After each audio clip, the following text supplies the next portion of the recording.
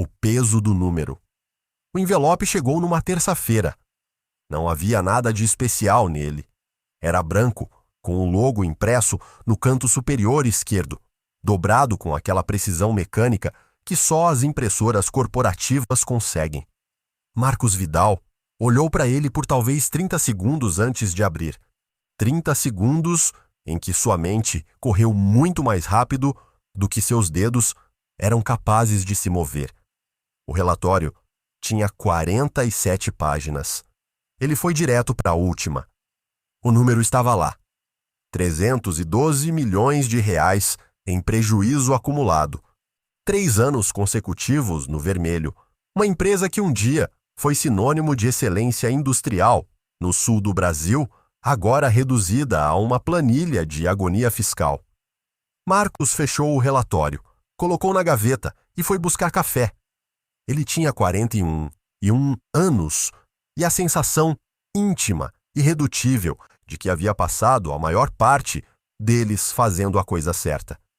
Formado em engenharia pela Poly MBA em Chicago, 10 anos escalando os andares da Vidal e Irmãos, como se cada degrau fosse uma certeza conquistada a pulso.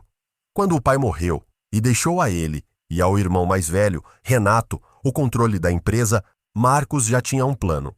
Tinha sempre um plano. O problema com planos, descobriu ele naquela manhã, é que eles não envelhecem bem. A empresa fundada pelo avô em 1971 fabricava componentes hidráulicos para máquinas agrícolas. Durante décadas, isso foi suficiente. Mais do que suficiente. A família construiu uma vila inteira ao redor da fábrica em Caxias do Sul. Casas para os operários, escola, posto de saúde. Havia um orgulho territorial naquilo que ia muito além do lucro. Era uma identidade. Mas a identidade não paga fornecedor. A sala de reuniões do 12º andar tinha uma parede inteira de vidro voltada para a Serra Gaúcha.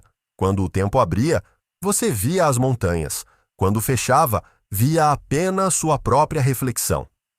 Naquele dia, o tempo estava fechado.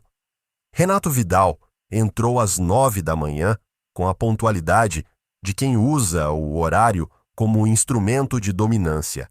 53 anos, cabelo grisalho, cortado rente, paletó azul marinho, que Marcos reconhecia desde a década anterior. Renato não mudava muito. Era um princípio, não uma limitação. Sentaram. A diretora financeira, Carla Drummond, abriu o notebook. O diretor operacional, Paulo Sete, destampou uma caneta e nunca a usou. Os números que vocês têm na mão, começou Carla, são os números reais, não os que apresentamos ao conselho em março. Renato não piscou. Quanto tempo temos? Com a linha de crédito atual, 8 meses, talvez 10, se segurarmos o investimento em Manaus. E se não segurarmos? 6. O silêncio durou exatamente o tempo necessário para que todos entendessem que não era um silêncio de choque, era um silêncio de confirmação, de que o que ninguém queria dizer em voz alta havia finalmente sido dito. Marcos olhou para fora. As montanhas continuavam escondidas. Ele não dormiu naquela noite. Ficou na varanda do apartamento até às 3 da manhã com uma taça de vinho, que não tocou, e o relatório impresso no colo. Leu cada página, não porque precisasse dos números. Os números ele já sabia de cor. Leu porque precisava entender onde exatamente a empresa havia começado a mentir para si mesma.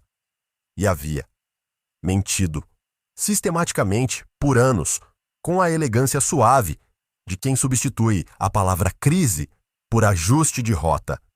A Vidal e Irmãos havia perdido market share para 3 concorrentes menores, que 10 anos atrás nem existiam. Havia mantido uma linha de produtos que o mercado havia deixado para trás. Havia contratado consultores que disseram exatamente o que os diretores queriam ouvir e dispensado os que não disseram. Havia confundido lealdade com competência tradição com estratégia e orgulho com visão de negócio. Não era uma história de má sorte. Era uma história de escolhas. O nome de Adriano Cesar apareceu numa conversa de corredor, como a maioria das coisas importantes. Era Paulo Sete quem falou, numa sexta-feira, enquanto esperavam o elevador. Você já ouviu falar do cara que salvou a Prometeu Metalúrgica? Marcos não havia. Adriano Cesar, consultor independente. Trabalhou na McKinsey nos anos 90, depois saiu. Ninguém sabe direito por quê. Passou uns anos em silêncio. E então, começou a aparecer em empresas que estavam quebrando. Não cobra honorário fixo. Cobra participação no resultado. Se não salvar, não recebe nada. E salvou a Prometeu? Em 18 meses, de pré-falência a lucrativa. Marcos ficou quieto. O elevador chegou. Entraram. Onde ele está agora? Não sei. Dizem que ele escolhe os projetos. O elevador desceu. Marcos olhou para os números do painel mudando. 14, 13, 12. Ele pensou. E se o critério dele for que a empresa ainda tem chance? Encontrar Adriano Cesar levou 2 semanas e 3 intermediários. O homem não tinha site, não tinha LinkedIn, não tinha escritório registrado. O que tinha era uma reputação que se movia por recomendação discreta, como uma corrente subterrânea. Marcos chegou até ele através de um ex-CF, ou da Prometeu, que chegou até ele através de um ex-sócio de Adriano, na McKinsey, que atendeu o telefone com uma hesitação que deixou claro que aquele era um favor que não se pedia 2 vezes. O encontro foi marcado para uma quinta-feira às 7 da manhã, num café no centro histórico de Porto Alegre. Não o tipo de lugar onde executivos se encontram, o tipo de lugar onde aposentados leem jornal. Marcos chegou com 10 minutos de antecedência e passou esse tempo tentando identificar qual dos frequentadores poderia ser Adriano Cesar. Nenhum parecia certo. Às 7 em ponto, um homem de uns 60 anos entrou com um casaco de lã e um guarda-chuva dobrado, cabelo branco, barba de 3 dias, olhos que olhavam para as coisas como se estivessem resolvendo equações. Sentou na cadeira à frente de Marcos sem perguntar se era ele, sem cumprimentar, sem sorrir. Você trouxe os números? Marcos empurrou o envelope pela mesa. Adriano abriu. Leu. Demorou talvez 15 minutos. O café dele esfriou. Ele não tocou nele. Então, fechou o envelope, devolveu e perguntou algo que Marcos não esperava. Qual é o produto de vocês que mais cresce? Marcos piscou. Tinha se preparado para falar sobre dívida, sobre corte de custos, sobre reestruturação, não sobre crescimento. A linha de sistemas de pressão para irrigação, mas é pequena, representa uns 8% do faturamento. Por que é pequena? Porque nunca foi prioridade. O foco sempre foi a linha principal, os componentes para colheitadeiras. Que está perdendo mercado? Que está perdendo mercado? Adriano olhou para a janela. Lá fora, Porto Alegre começava a acordar. Você sabe qual é o problema da maioria das empresas que me procuram? Marcos ficou quieto. Não era uma pergunta que pedia resposta rápida. Elas são boas em coisas que o mundo não precisa mais tanto. E são medianas em coisas que o mundo está começando a precisar muito. E continuam investindo no que foram, porque é isso que elas sabem fazer, porque é isso que define a identidade delas, porque mudar parece uma traição. E aí chegam até mim, com 312 milhões de reais no buraco, e me perguntam como consertar os números. PAUSA. Os números não são o problema de vocês. Marcos sentiu algo se deslocar dentro de si. Não era alívio, era o oposto. Era o peso específico de perceber que você estava olhando para o problema errado. Então qual é o problema? Adriano pegou o café frio, tomou um gole sem fazer cara, como se temperatura fosse irrelevante. Vocês nunca responderam à pergunta mais importante que uma empresa pode fazer a si mesma. Que pergunta é essa? O homem colocou a xícara de volta no pires com uma precisão quase cirúrgica. No que vocês podem ser os melhores do mundo? Não os maiores, não os mais tradicionais, os melhores. Existe uma diferença enorme entre essas coisas. E a maioria dos líderes passa a carreira inteira sem entender isso. Marcos abriu a boca para responder. Adriano levantou uma mão. Não responda agora. Se você responder agora, vai me dar a resposta que você acha que deveria dar, não a verdadeira. Essa pergunta precisa de semanas, às vezes meses. E ela precisa ser respondida com honestidade brutal, não com orgulho corporativo. Ficaram em silêncio por um momento. Lá fora, um bonde passou ruidosamente. Você aceita o caso? Adriano se levantou, pegou o guarda-chuva. Ainda não sei se o caso me aceita. E saiu. Marcos ficou sentado por talvez 10 minutos, depois que o homem saiu. Pensou no avô, Ernesto Vidal, que havia chegado da Itália em 1948, com 23 anos, $40 e uma caixa de ferramentas que Marcos ainda tinha guardada em casa. Ernesto não falava sobre ser o melhor do mundo em nada. Falava sobre trabalho, sobre fazer o que precisava ser feito, bem feito, todo dia, sem parar. Mas o mundo do avô era um mundo de escassez. Naquele mundo, mostrar que você conseguia fazer alguma coisa já era suficiente diferencial. Num mundo de escassez, a presença é a vantagem. O mundo de Marcos era diferente. Havia 17 empresas fazendo componentes hidráulicos para colheitadeiras no Brasil. 17. Não estava mais em questão se você conseguia fazer. Estava em questão porque alguém deveria preferir você. E a Vidal e irmãos nunca havia respondido isso direito. Não porque não tivessem tentado. Tinham. Havia relatórios, estratégias, workshops de inovação, com post-its coloridos, em paredes brancas e consultores entusiasmados. Havia visão e missão e valores reformulados a cada 2 anos, como se palavras pudessem substituir clareza. Mas nenhum daqueles processos havia chegado na pergunta certa. No que vocês podem ser os melhores do mundo? Marcos saiu do café às 8h20. Tinha uma reunião de diretoria às 10. Caminhou até lá 40 minutos a pé pelo centro da cidade que acordava ao redor dele. E foi pensando, pela primeira vez em anos, não em como salvar o que existia, mas em entender o que, de fato, merecia ser salvo. Naquela tarde, Marcos foi até a fábrica. Não era algo que ele fazia com frequência.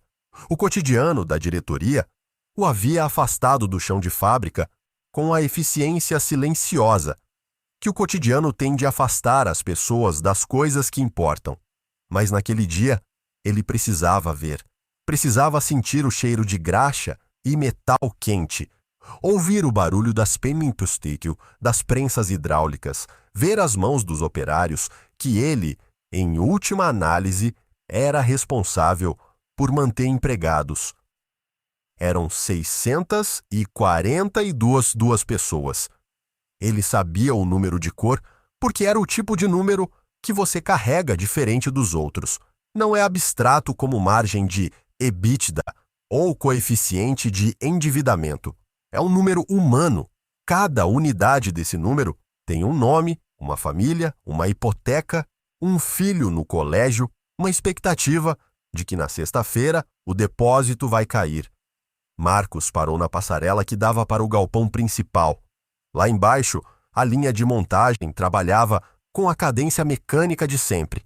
Braços que sabiam exatamente o que fazer. Mãos que não precisavam pensar. Corpos treinados por anos para executar com precisão aquilo que o mercado estava lentamente deixando de precisar. Havia algo de profundamente contraditório naquilo. Uma competência extraordinária aplicada a uma direção errada. E de quem era a culpa? Não dos operários, com certeza. Eles faziam exatamente o que eram pagos para fazer, com uma dedicação que Marcos sabia que não merecia. A culpa estava nos andares de cima, nos escritórios envidraçados, nas reuniões com café e croissant, onde pessoas bem pagas e bem vestidas olhavam para planilhas e confundiam atividade com progresso. Estava nele. Essa era a verdade que doía de um jeito diferente das outras. Ele havia sido parte do problema. Havia aprovado orçamentos para linhas erradas. Havia postergado decisões difíceis.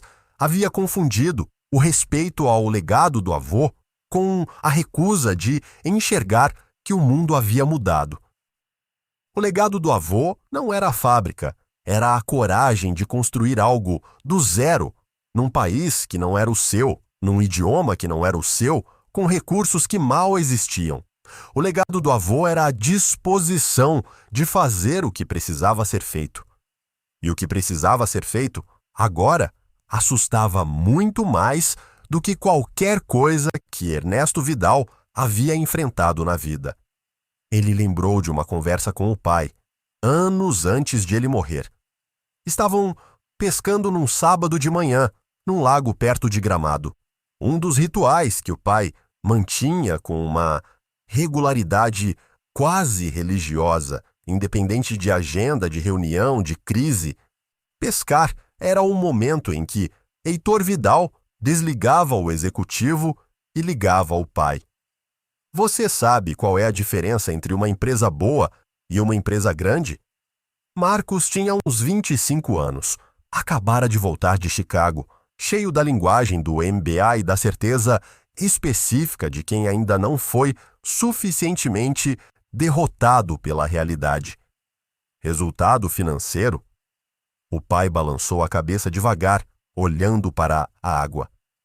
Não. Disciplina. Uma empresa boa tem disciplina de fazer as coisas certas quando é fácil. Uma empresa grande tem disciplina de fazer as coisas certas quando é quase impossível.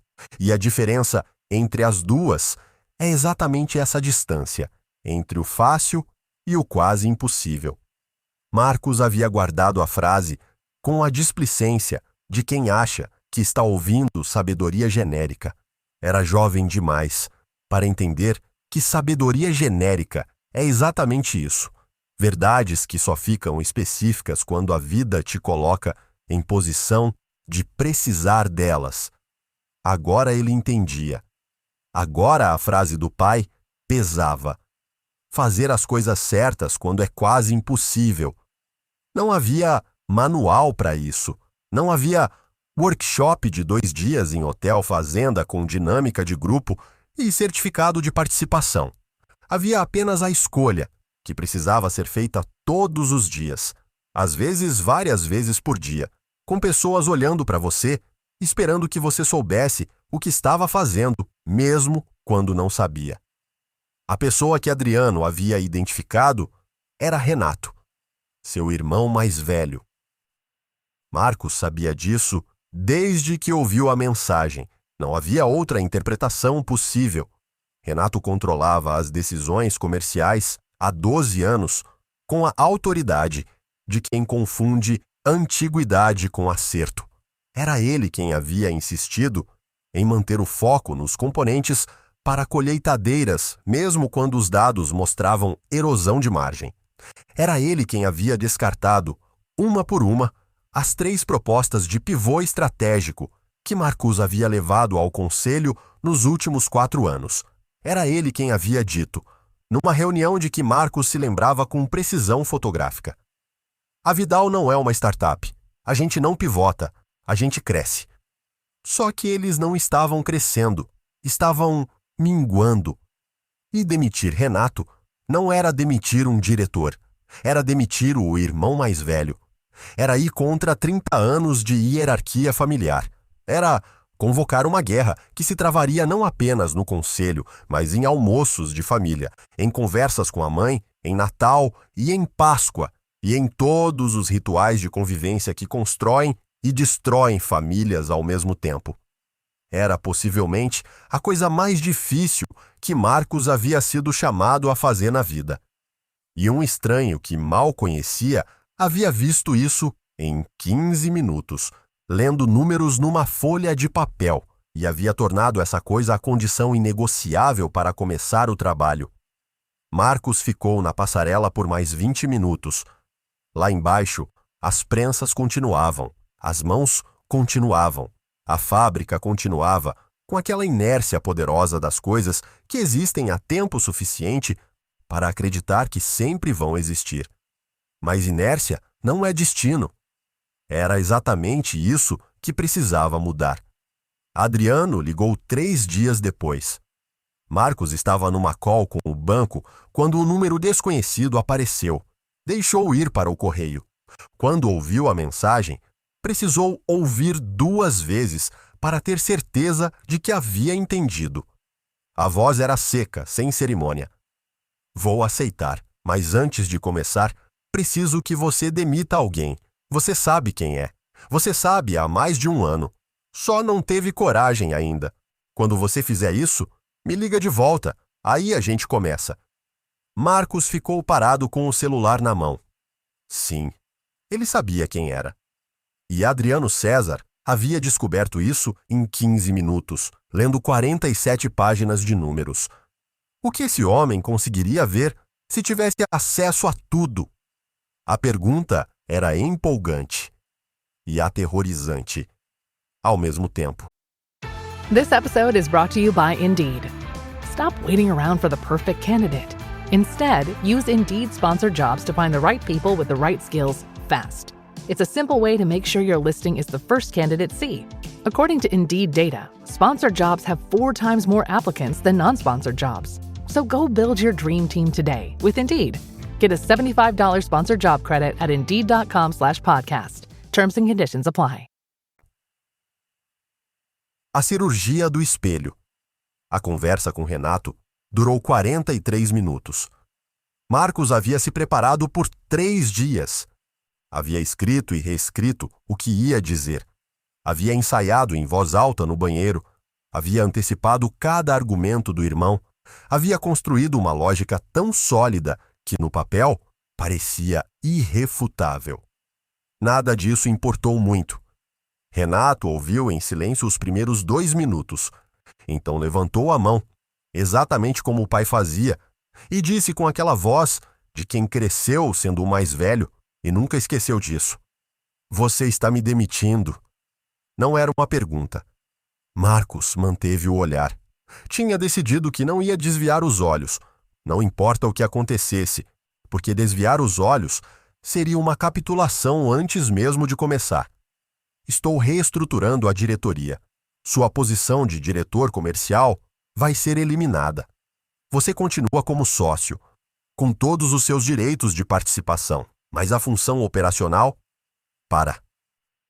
Renato se levantou, foi até a janela, ficou de costas por um longo tempo, olhando para o mesmo horizonte que Marcos havia olhado na reunião de meses atrás, quando Carla apresentou os números reais. Quanto tempo você está planejando isso? Não foi um planejamento, foi uma conclusão. Renato virou, e pela primeira vez em décadas de convivência, Marcos viu algo no rosto do irmão que não havia visto antes. Não era raiva, era reconhecimento. Como se Renato soubesse, lá no fundo daquele lugar onde a gente esconde as verdades que não quer carregar, que aquele momento ia chegar, como se ele também, à sua maneira, houvesse se cansado do peso de ser o obstáculo que não conseguia sair do próprio caminho. A conversa continuou. Houve dor. Houve palavras que não voltam. Houve o nome da mãe invocado como argumento, o que Marcos havia previsto e que doeu exatamente tanto quanto ele havia previsto que ia doer. Mas ao final dos 43 minutos, estava feito. Marcos saiu da sala com as pernas levemente instáveis e foi ao banheiro do corredor.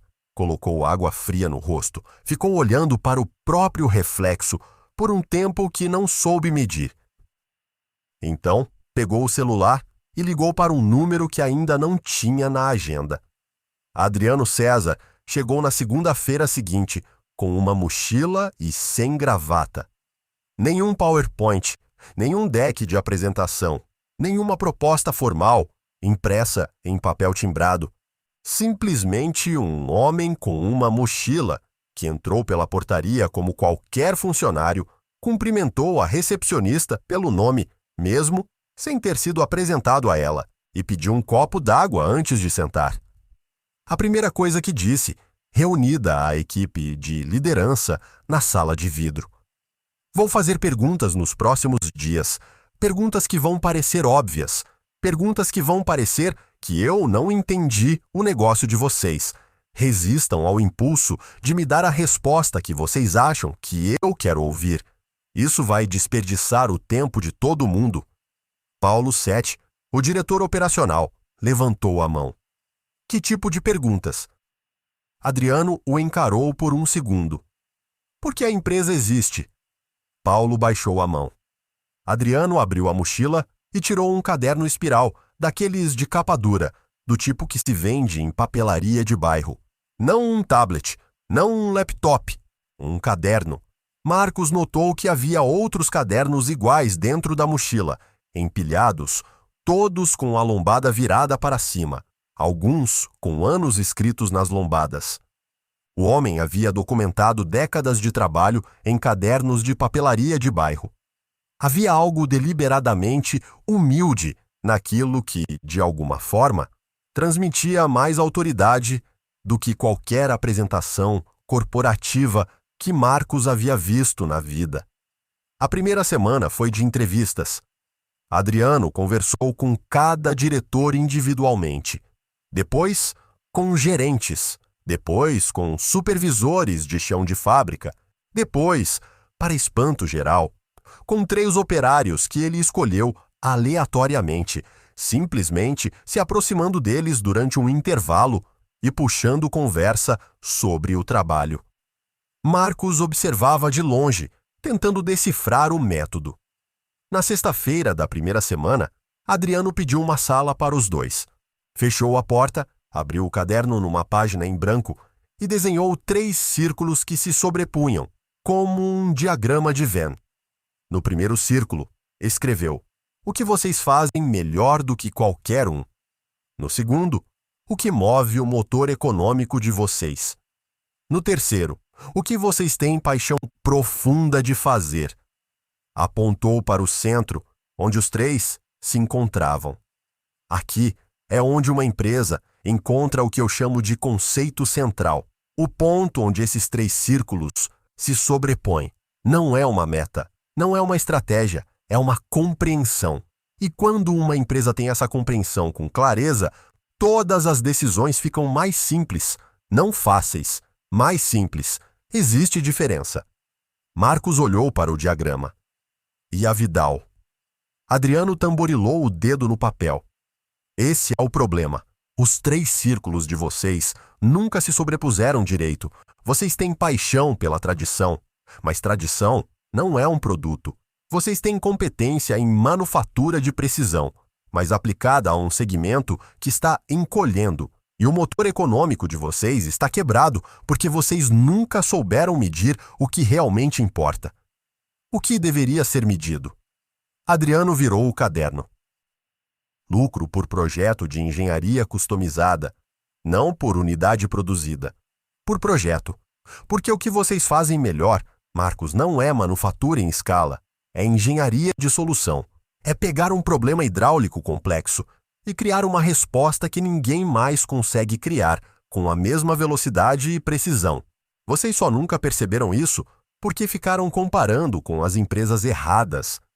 Marcos ficou quieto. Aquilo soava verdadeiro de um jeito que incomodava. O tipo de verdade que você resiste, porque aceitar significa admitir que passou tempo demais olhando na direção errada. A segunda semana trouxe o que Adriano havia chamado, numa conversa posterior, de um momento da imunidade organizacional. Era um fenômeno que ele havia descrito com precisão cirúrgica, quando uma empresa começa a ser confrontada com verdades desconfortáveis, ela produz anticorpos, não maliciosamente, instintivamente, como um organismo que percebe uma ameaça ao seu status quo e mobiliza todos os recursos disponíveis para neutralizá-la. O primeiro anticorpo veio de Carla Drummond.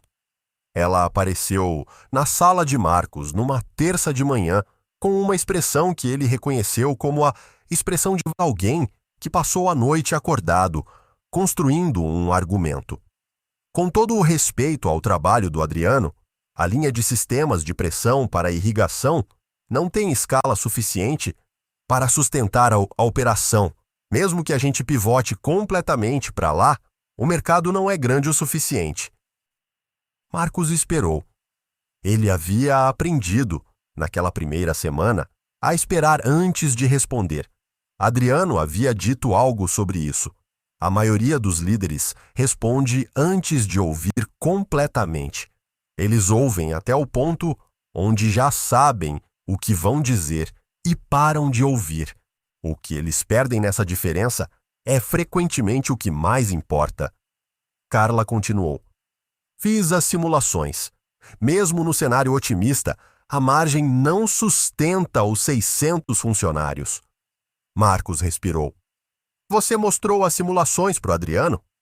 Pausa. Ainda não. Mostra. E depois me conta o que ele disse.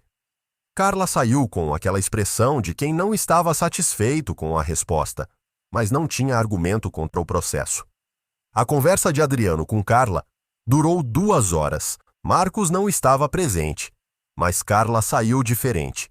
Não convencida necessariamente, mas diferente, com aquela expressão específica de quem teve um pressuposto questionado, de um jeito que não consegue ignorar.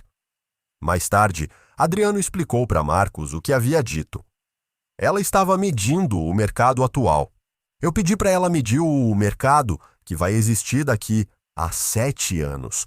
Irrigação de precisão no agronegócio brasileiro vai triplicar.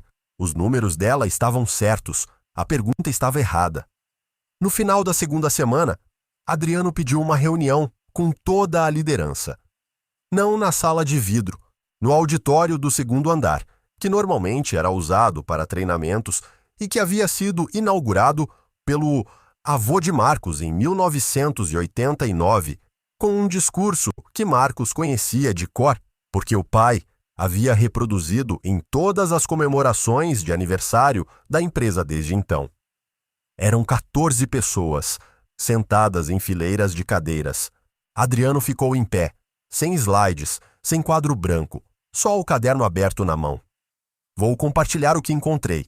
Não vou suavizar. Se em algum momento vocês sentirem que estou sendo injusto, me interrompam. Mas precisem que o que estou prestes a dizer é baseado em 72 horas de conversas com pessoas desse prédio. Não é opinião. É o que a própria empresa pensa sobre si mesma quando ninguém está olhando. Silêncio. O primeiro problema de vocês é que são uma empresa de manufatura que pensa que é uma empresa de relacionamento. Isso não é necessariamente ruim, mas virou uma desculpa para evitar a disciplina de melhoria técnica. Vocês confiam no calor humano para compensar deficiências de produto. Funciona por um tempo, depois para de funcionar. Ninguém se mexeu. O segundo problema é que vocês têm uma cultura que pune o erro de forma tão eficaz que as pessoas pararam de tentar coisas novas. Não porque são covardes, porque são racionais. Quando errar custa caro e acertar não traz recompensa proporcional, a decisão inteligente é não tentar. Vocês construíram um sistema que seleciona contra a inovação sem perceber. Marcos sentiu o peso coletivo do desconforto na sala. Era quase físico. O terceiro problema é o mais sério. Vocês não sabem o que são bons de fazer. Têm intuições, têm orgulhos, têm histórias, mas não têm clareza. E sem clareza, cada decisão estratégica é uma aposta. E apostas, feitas por tempo suficiente, levam ao resultado que vocês têm agora. pausa longa. A boa notícia é que nenhum desses problemas é fatal. Todos têm solução, mas a solução começa com uma coisa que é culturalmente muito difícil para empresas familiares de terceira geração. Paulo VII perguntou: "O que é?" Adriano olhou para Marcos. "Honestidade radical sobre o que vocês não são." O que veio depois foi o que Adriano chamava de trabalho real. Durante 3 semanas, ele conduziu a liderança por um processo que Marcos só conseguiria descrever, mais tarde, como uma arqueologia organizacional.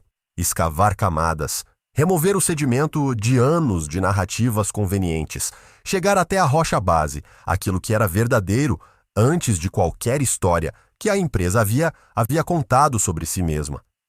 A primeira ferramenta foi uma lista que Adriano chamou de lista de parar. A maioria dos processos de transformação que não funcionam, disse ele numa sessão, são listas de o que começar a fazer. Isso está errado. Antes de adicionar qualquer coisa, você precisa ter a disciplina de parar de fazer o que não está funcionando. Parece óbvio. Na prática, é a coisa mais difícil que existe, porque parar coisas tem custo humano imediato e visível, enquanto o benefício é futuro e incerto. Eles fizeram a lista. Foram 7 horas de reunião distribuídas em 2 dias, discussões que ficaram tensas, momentos em que Adriano precisou intervir para impedir que o debate virasse defesa de território. Uma saída dramática de um gerente de produto que voltou 20 minutos depois, recomposto, como se a saída tivesse sido necessária para o reequilíbrio. No final, a lista tinha 11 itens. 11 coisas que a Vidal ia parar de fazer, incluindo a linha de componentes para colheitadeiras de médio porte, que havia sido o carro-chefe da empresa por 20 anos. Marcos assinou a lista com a caneta do avô, que guardava numa gaveta e usava apenas para as coisas que precisavam durar. A primeira tentativa de implementação falhou. Não espetacularmente, não de um jeito dramático que justificasse uma reunião de crise e um comunicado formal. Falhou da pior maneira possível, devagar, de forma difusa, com aquela deterioração gradual que é quase impossível de identificar enquanto acontece. O time comercial, sem a linha de colheitadeiras para vender, não sabia como vender a linha de irrigação. Não porque não tinham competência técnica, porque não acreditavam. Marcos descobriu isso numa tarde, numa conversa casual com Fábio Maran, o gerente de vendas que havia estado na empresa desde antes de Marcos assumir a diretoria. Fábio tinha 52 anos, bigode grisalho e a lealdade específica de quem construiu identidade profissional dentro de uma única empresa. Fábio, de forma direta e sem dramatismo, disse o que os outros não estavam dizendo. Marcos, os meninos não acreditam que o mercado de irrigação vai absorver o que a gente perdeu em colheitadeiras. Eles estão lá fazendo as ligações, mandando as propostas. Mas está faltando fogo, porque no fundo eles acham que a gente está apostando no lugar errado. Marcos levou isso para Adriano naquela mesma noite.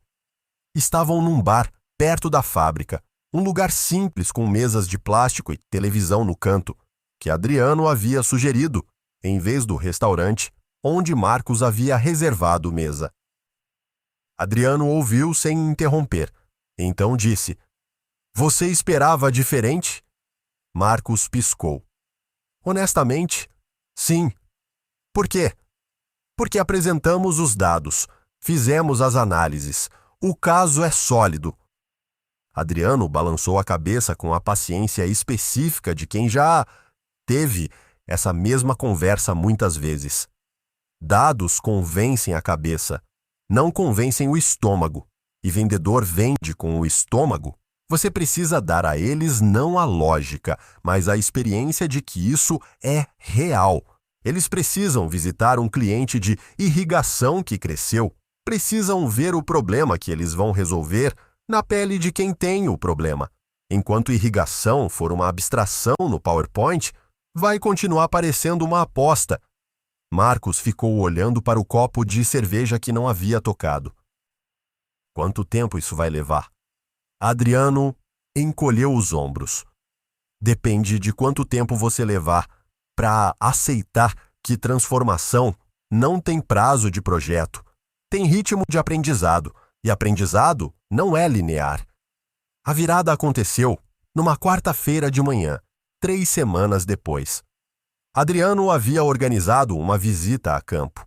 5 pessoas da equipe comercial e Marcos num ônibus alugado, percorrendo fazendas no interior do Rio Grande do Sul, que usavam sistemas de irrigação, de precisão, importados, todos com problemas de manutenção, que nenhum fornecedor local conseguia resolver com velocidade.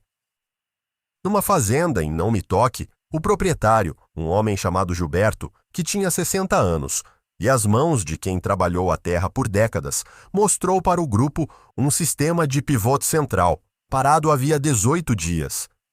18 dias parado, em plena janela de plantio. Gilberto disse com uma calma que era mais aterrorizante do que qualquer grito. Liguei para 4 empresas. 3 não atendem a região. Uma disse que manda técnico em 21 dias.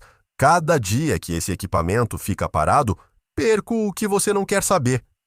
Fábio Maran ficou olhando para o pivote, parado por um longo tempo. Marcos ficou olhando para Fábio e viu o momento exato em que o fogo voltou. Não foi um discurso, não foi uma análise, foi um pivote central, parado em plena janela de plantio. E um homem de 60 anos, com as mãos marcadas pela terra, descrevendo um problema que ninguém estava resolvendo. No ônibus de volta, Fábio virou para Marcos e disse algo que Marcos gravaria na memória, com a nitidez das coisas que chegam no momento certo. Agora eu entendi o que a gente vende. A gente não vende componente hidráulico, a gente vende a certeza de que, quando para, a gente conserta, rápido, melhor do que qualquer um. Marcos olhou pela janela do ônibus para as lavouras que passavam. Sentiu aquele diagrama de 3 círculos se iluminar dentro da cabeça. O que vocês fazem melhor do que qualquer um? O que move o motor econômico de vocês? O que vocês têm paixão profunda de fazer? Os 3 círculos estavam começando a se sobrepor. Mas Adriano havia dito algo naquela primeira semana que Marcos só entendeu completamente no ônibus, com a paisagem gaúcha passando pela janela. Encontrar o conceito não é o fim do trabalho, é o começo do trabalho mais difícil, porque agora você vai descobrir o quanto da sua empresa precisa ser demolido para que o que você realmente é possa ser construído no lugar. Marcos fechou os olhos. Demolido. A palavra pousou nele com o peso das coisas que ainda estão por vir, punct, punct. E lá atrás, numa gaveta de um escritório em Caxias do Sul, Renato Vidal estava lendo o comunicado oficial da reestruturação que havia chegado naquela manhã pelo correio. E Marcos ainda não sabia o que o irmão ia fazer com aquele papel. We all have that dream trip we've been wishing we could go on, but too often life, or usually price, gets in the way. That's why Priceline is here to help you turn your dream trip into reality. With up to 60% off hotels and up to 50% off flights, you can book everything you need for your next adventure. Don't just dream about that next trip. Book it with Priceline. Download the Priceline app or visit Priceline.com and book your next trip today. Go to your happy price, Priceline. O fundo do poço. A carta chegou por advogado. Não um e-mail. Não uma ligação. Uma carta física, em envelope lacrado, entregue por um mensageiro que pediu assinatura de recebimento na portaria como se estivesse entregando algo valioso demais para ser abandonado numa mesa. Marcos abriu no carro, no estacionamento da empresa, antes de entrar. Renato movia uma ação de dissolução societária parcial, contestando os termos da reestruturação como violação dos acordos de sócios firmados quando o pai havia deixado a empresa para os dois. O argumento jurídico era sólido, construído por um escritório de advocacia empresarial de Porto Alegre que Marcos conhecia por reputação e que cobrava o suficiente para que soubessem o que estavam fazendo. A ação, se fosse adiante, bloquearia qualquer mudança estrutural significativa por até 18 meses, enquanto o processo tramitasse. 18 meses. Marcos ficou no carro por 20 minutos. Lá fora, os funcionários chegavam, carros estacionando, gente passando com café na mão, mochilas no ombro, com aquela rotina matinal que não suspeita das placas tectônicas se movendo embaixo dos pés. Ele pensou no pai. Heitor Vidal havia passado 30 anos construindo uma empresa e uma família ao mesmo tempo, tratando os dois projetos como inseparáveis. Para ele, a Vidal e irmãos não era apenas um negócio, era a evidência física de que a família existia, de que havia continuidade, de que o nome sobreviveria além das pessoas que o carregavam. Marcos estava desmontando isso. Não por malícia, por necessidade, mas necessidade não alivia a culpa, descobriu ele naquele estacionamento, com a carta do irmão na mão e o sol da manhã batendo no para-brisa de um jeito que parecia deliberadamente inclemente. Ele entrou no prédio. Não disse nada para ninguém. O conselho de administração pediu uma reunião de emergência na mesma semana. Eram 5 membros além de Marcos e Renato. 2 eram primos, filhos de tias, que haviam recebido participações menores, quando o avô havia dividido a empresa décadas atrás. Um era um conselheiro independente que havia sido indicado por um banco credor. Os outros 2 eram representantes de fundos de investimento que haviam entrado no capital em troca de uma linha de crédito 3 anos atrás, quando os números começaram a sangrar. Foi o representante dos fundos quem falou primeiro, com a objetividade de quem não tem vínculo emocional com nada exceto o retorno sobre capital. A ação do Renato cria um risco jurídico que os nossos cotistas não vão aceitar numa carteira já exposta. Precisamos de resolução antes do final do trimestre. Marcos olhou para o homem. 40 anos, terno bem cortado, voz calibrada para não revelar urgência, mesmo quando havia urgência. Que tipo de resolução?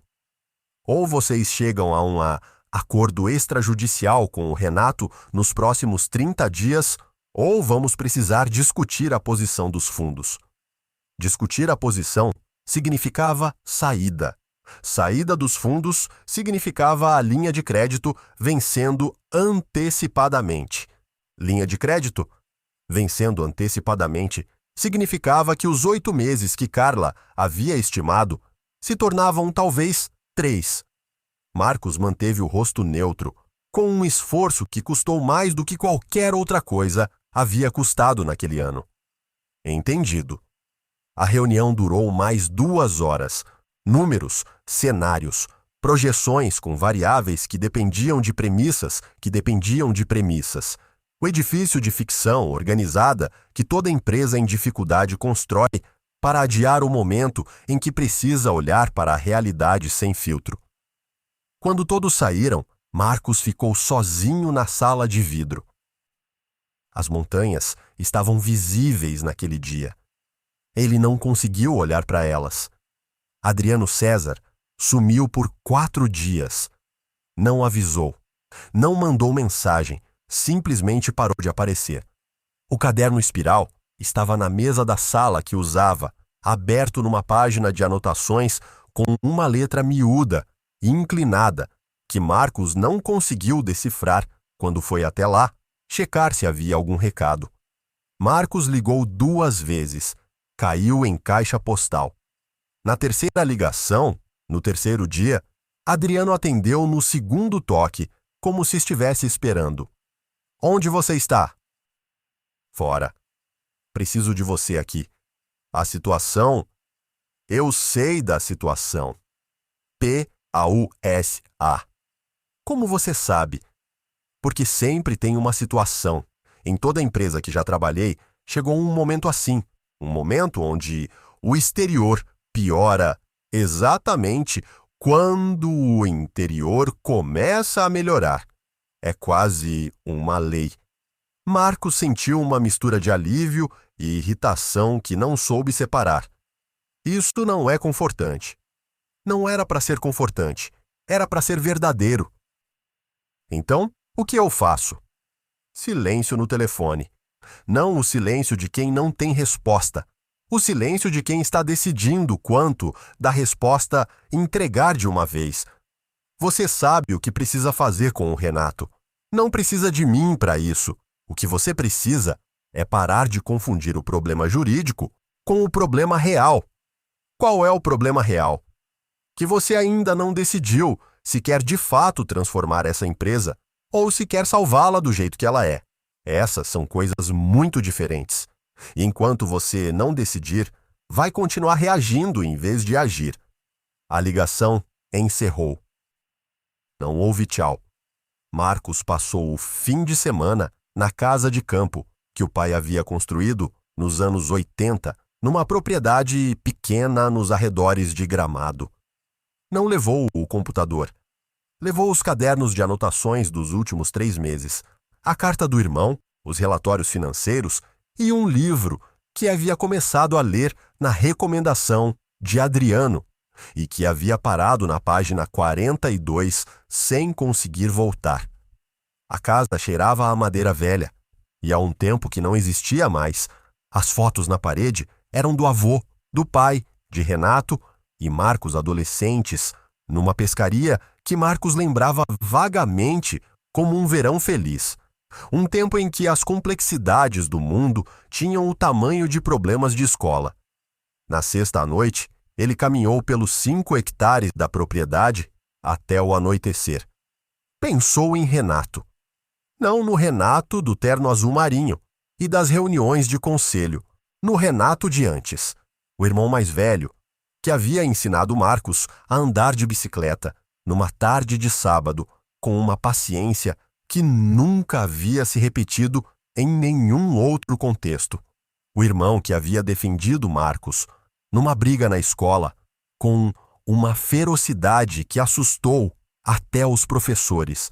O irmão que havia chorado no velório do pai com aquela contenção específica dos homens que aprenderam que chorar em público é uma fragilidade, o que significa que a dor ficou lá dentro, acumulando juros que ninguém contabilizou.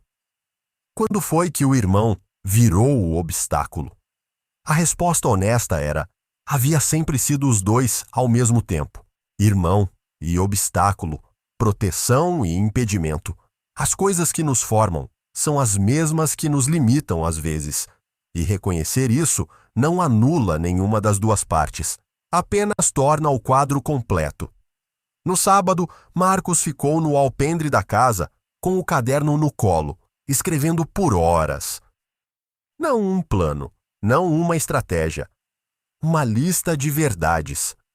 Coisas que ele havia evitado colocar em palavras, porque palavras tornam as coisas reais de um jeito que o pensamento não consegue.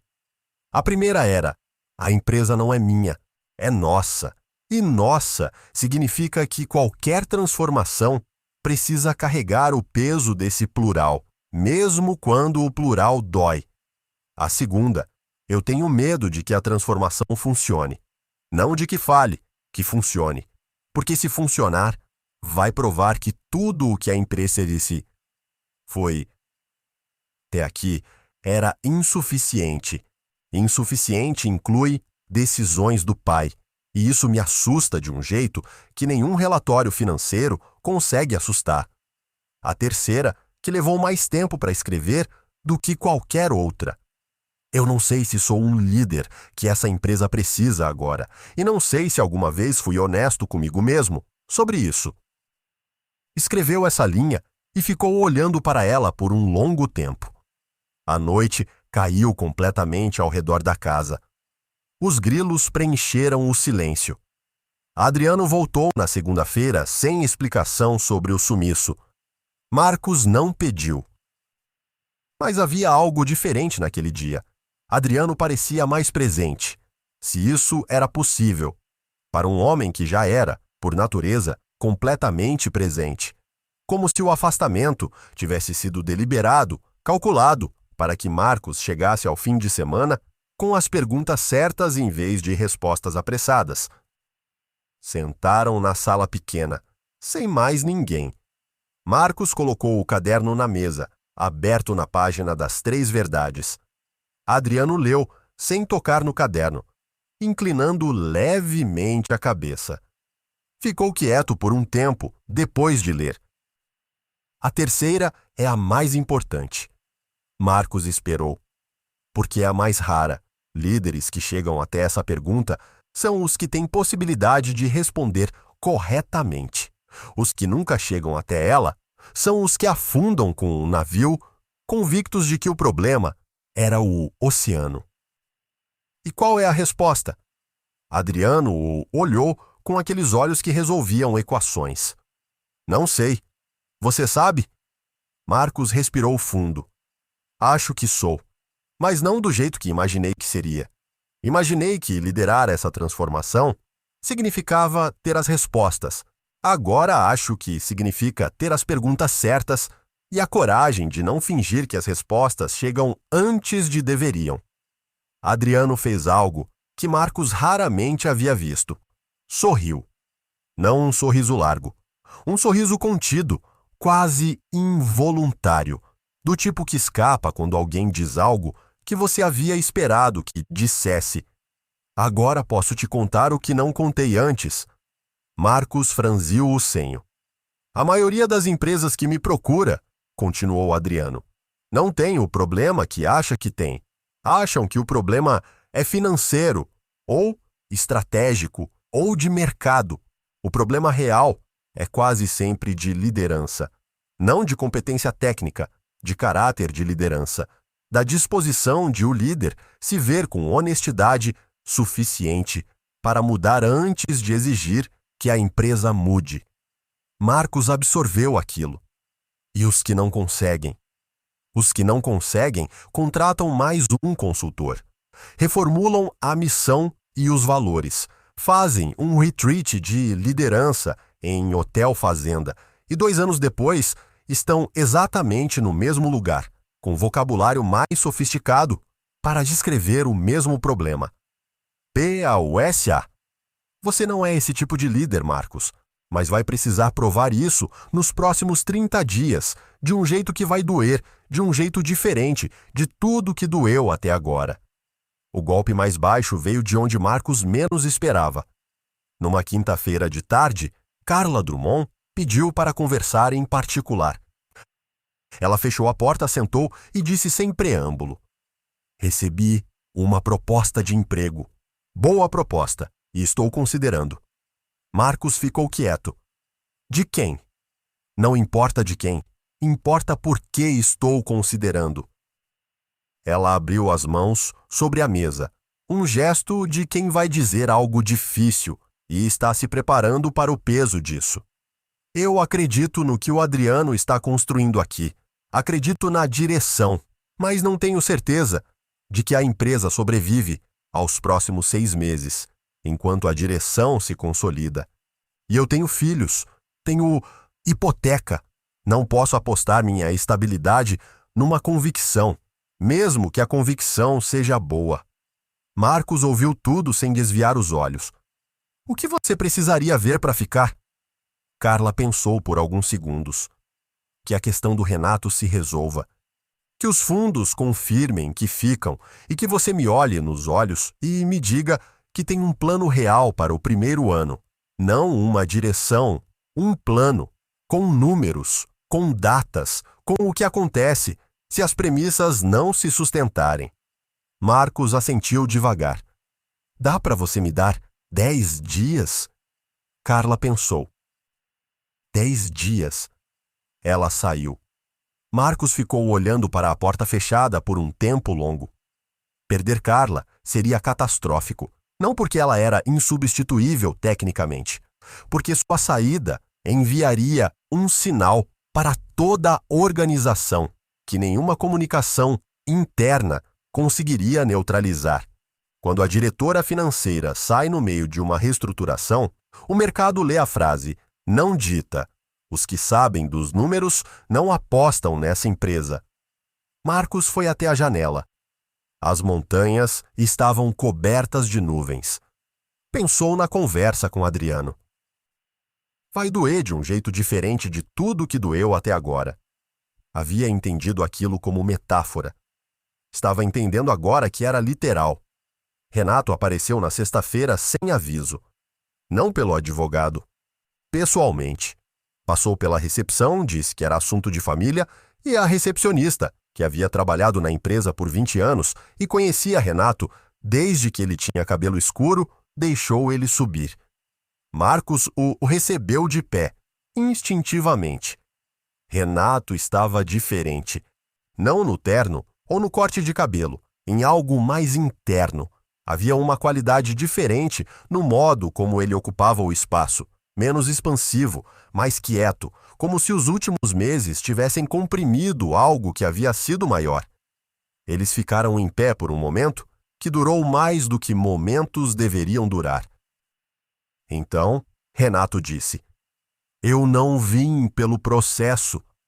Marcos esperou. "Vim porque a mãe ligou para mim ontem à noite. Você sabe como ela fica quando sente que as coisas estão mal entre a gente." Marcos sabia. Renato continuou, com aquela voz que era o terno azul marinho por dentro, a mesma estrutura contida de sempre, mas com uma fratura visível, agora que a contenção não conseguia mais esconder completamente. "Eu sei que a empresa estava errada. Sei que parte do erro é meu. Não vou sentar aqui e fingir que não sei." Marcos abriu a boca. Renato levantou a mão, o gesto do pai. "Deixa eu terminar. O que eu não aceitei foi a forma, não a decisão. A forma. Você poderia ter vindo falar comigo antes. Antes do consultor, antes da lista de reestruturação, antes de tudo. Eu sei que isso teria sido difícil, mas teria sido honesto. E nós dois fomos criados pelo mesmo homem que dizia que honestidade é mais cara no curto prazo e mais barata no longo prazo." O silêncio que veio depois tinha peso. Marcos sentiu alguma coisa se abrir no peito. Não era alívio, era reconhecimento de que o irmão tinha razão, de que ele havia usado a urgência da crise como desculpa para evitar uma conversa difícil, de que havia, em algum nível que não queria admitir, usado Adriano como escudo humano para fazer o que não tinha coragem de fazer, olhando nos olhos do irmão. "Você tem razão." Renato o olhou. "Eu sei." Uma batida na porta. A assistente de Marcos, delicada, avisando que havia uma call em 10 minutos. Marcos pediu para remarcar. Os dois irmãos ficaram na sala por mais 1 hora. Não resolveram o processo. Não resolveram a empresa. Não resolveram as décadas de dinâmica familiar que haviam se acumulado como sedimento entre eles. Mas resolveram uma coisa menor e maior ao mesmo tempo. Voltaram a ser irmãos antes de serem sócios. A notícia chegou na segunda-feira seguinte, às 7h40 da manhã. Um dos 3 maiores clientes da linha de irrigação, a Agropecuária Serrana, havia assinado contrato com um concorrente argentino, que havia entrado no mercado brasileiro com preços agressivos e prazo de entrega, que a Vidal, ainda em transição operacional, não conseguia igualar. O contrato perdido representava 18% do faturamento projetado para a nova linha. 18%. Carla enviou uma mensagem às 8h02. "Você viu?" Marcos respondeu: "Vi." Ela respondeu: "Os 10 dias acabam amanhã. Marcos ficou com o celular na mão por muito tempo. Adriano estava no corredor quando Marcos saiu da sala, como se soubesse, como sempre parecia saber. Marcos o olhou. A serrana foi para o concorrente. Adriano assentiu, não com surpresa, com aquela aceitação de quem sabe que o fundo do poço faz parte do caminho. E agora? Adriano pegou o caderno espiral, abriu numa página que havia marcado com um dobra no canto. Agora é quando você descobre se a empresa tem o que eu chamo de dualidade de disciplina, a capacidade de manter rigor absoluto no longo prazo enquanto age com urgência inteligente no curto. Não são a mesma coisa, e a maioria das empresas, sob pressão, confunde as duas e faz tudo errado por fazer tudo depressa. E como se faz certo? Adriano olhou para ele com uma expressão que Marcos levaria semanas para decifrar completamente. Você tem uma reunião amanhã com os fundos, com o Renato e com a Carla. Todas as peças que importam vão estar na mesma sala ao mesmo tempo pela primeira vez. E o que eu digo para eles? A verdade. Não a versão otimista da verdade. Não a versão que projeta a confiança. A verdade inteira, com o que está mal e com o que está começando a funcionar e com o que você não sabe ainda e com o que vai ser necessário de cada pessoa naquela sala para que isso dê certo. PAUSA. Líderes que mostram as feridas sem perder a direção inspiram de um jeito que líderes que fingem que não têm feridas nunca conseguem. Marcos respirou. E se não funcionar? Adriano fechou o caderno. Então pelo menos vai ter falhado sendo real. E fracassos reais ensinam. Fracassos disfarçados só se repetem. Marcos assentiu. Voltou para a Cícila. Abriu o computador. E começou a escrever, por primeira vez em todo o processo, sem saber qual seria a última linha antes de chegar lá. Tomorrow morning is knocking. Stock your fridge now. How about a creamy mocha frappuccino drink? Or a sweet vanilla? Smooth caramel maybe? Or a white chocolate mocha? Whichever you choose, delicious coffee awaits. Find Starbucks Frappuccino drinks wherever you buy your groceries. A sala onde tudo decide. Marcos não dormiu. Ficou na sala de casa até as 4 da manhã, com o documento aberto, reescrevendo, deletando, reescrevendo de novo. Não era um relatório, não era uma apresentação. Era, na falta de palavra melhor, uma confissão estratégica. A primeira vez em sua vida profissional que havia decidido não construir um argumento para vencer, mas construir uma narrativa para ser entendido. A diferença parecia semântica. Não era. Vencer um argumento significava escolher os dados que sustentavam a tese, suprimir os que não sustentavam, calibrar o tom para projetar confiança, mesmo onde havia dúvida. Era o que Marcos havia aprendido em Chicago. Era o que havia praticado em cada reunião de conselho dos últimos 10 anos. Era eficaz em situações normais. A situação não era normal. Ser entendido significava algo diferente. Significava colocar na mesa não apenas o plano, mas as fissuras do plano. Não apenas as oportunidades, mas os riscos reais com seus pesos reais. Não apenas a visão de futuro, mas a honestidade sobre o presente. Adriano havia dito isso. Marcos havia ouvido, mas só naquela madrugada, com o cursor piscando numa tela que já havia visto 50 versões do mesmo documento, ele havia entendido o que significava fazer. Às 4h20 fechou o computador. O documento tinha 7 páginas. Dormiu 2 horas no sofá. Acordou com o alarme, foi ao banheiro, olhou para o espelho por um tempo que não soube contar e disse para o próprio reflexo, em voz baixa, mas em voz alta, porque precisava ouvir saindo da boca. Você sabe o que está fazendo, não sabe como vai terminar. São coisas diferentes. Então foi. A sala de reuniões do 12º andar parecia menor do que sempre havia sido. Talvez porque havia mais peso nela do que de costume, ou talvez porque Marcos havia passado meses naquele prédio, aprendendo a ver as coisas pelo que eram, não pelo tamanho que ocupavam, e salas menores eram parte desse ajuste de percepção. Chegaram em sequência. Carla Drummond, às 8h48, pontual com aquela margem de 12 minutos, que era sua assinatura temporal, com o notebook e a expressão de quem havia dormido pouco e pensado muito. Renato, às 9h-5, de preto, não do terno azul marinho. Marcos notou isso. Preto era diferente.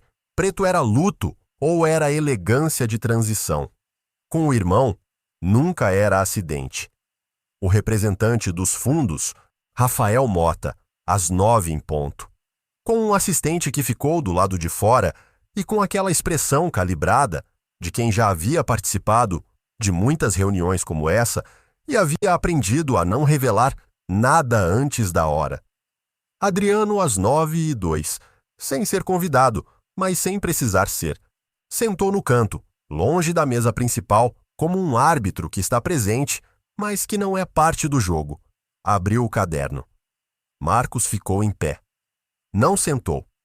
Era uma escolha que havia feito de madrugada. Ficar em pé significava que aquela era uma conversa, não uma apresentação. Significava que ele estava disponível para ser questionado, interrompido, confrontado. Não havia proteção de mesa e PowerPoint entre ele e os outros. Tomou um fôlego visível. Vou contar onde estamos, de verdade. Depois vou contar o que acredito que precisamos fazer. Depois quero ouvir cada um de vocês. Não quero aplausos e não quero gentileza. Quero a verdade de cada pessoa nessa sala, porque a verdade é a única coisa que ainda pode nos salvar. Rafael Mota entrelaçou os dedos sobre a mesa. Renato ficou imóvel. Carla abriu o notebook e então fechou, como se tivesse decidido ouvir sem o filtro da tela. Marcos começou pelos erros. Não pelos números, pelos erros. Disse que a empresa havia passado anos confundindo atividade com progresso e lealdade com estratégia.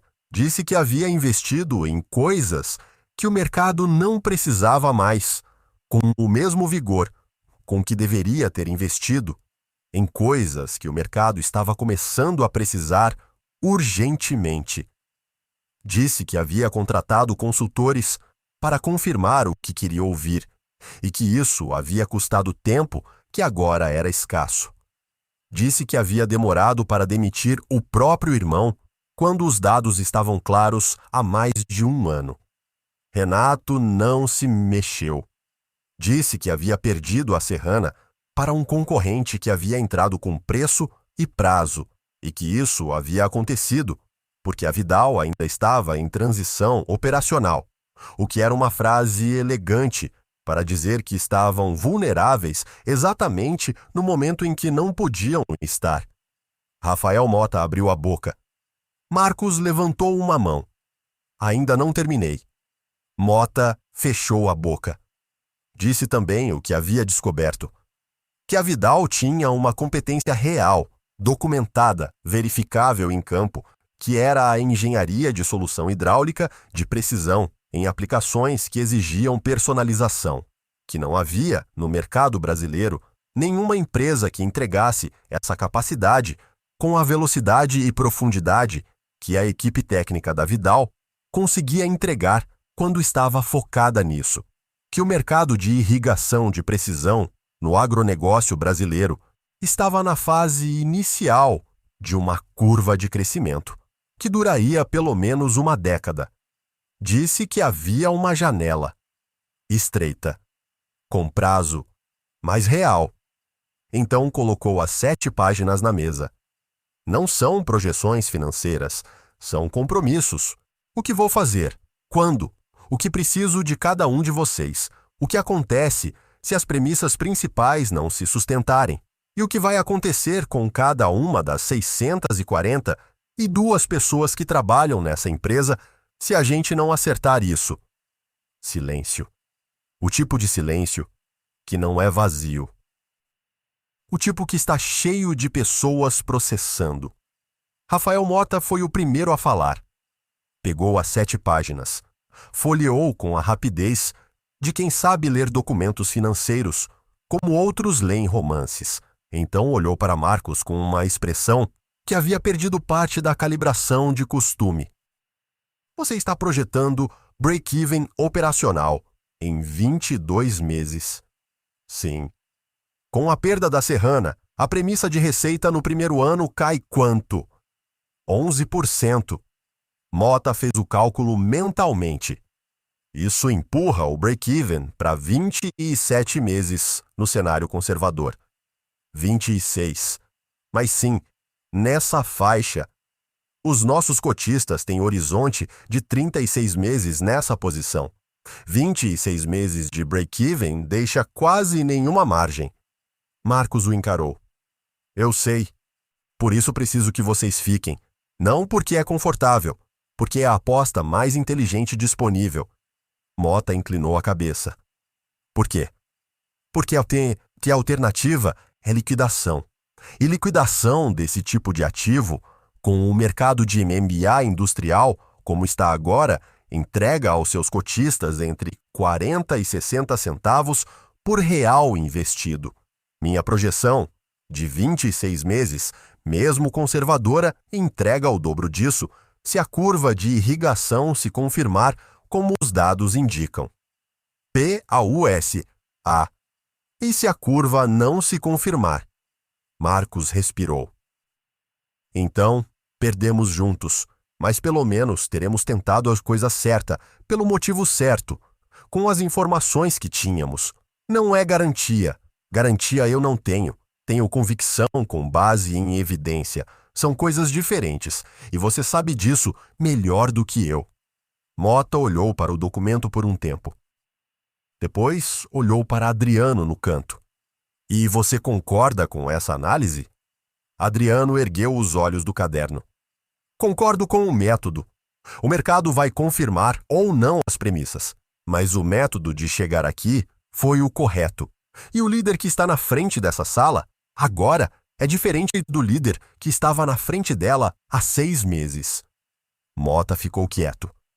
Então virou para Marcos. Me dê até amanhã. Renato esperou Mota sair da sala para falar. Carla havia ficado, mas havia se retirado discretamente para junto da janela, com um notebook, com aquele talento feminino específico de criar privacidade dentro de espaços compartilhados. Renato ficou sentado. Marcos ficou em pé. Quanto da linha de colheitadeiras você quer manter? Era uma pergunta técnica, com conteúdo emocional estratificado. A linha de colheitadeiras era o que Renato havia construído. Era o que havia dado à empresa os 20 melhores anos do seu histórico. Era, de certa forma, Renato. Marcos foi honesto. 0. No prazo de 18 meses, com transição gerenciada de clientes e equipe. Não do dia para a noite, mas 0. Renato assentiu uma vez. Lento. Eu construí aquilo. Eu sei. Levou 15 anos. Eu sei. Silêncio. Então, Renato disse algo que Marcos não esperava. Pai teria feito o mesmo.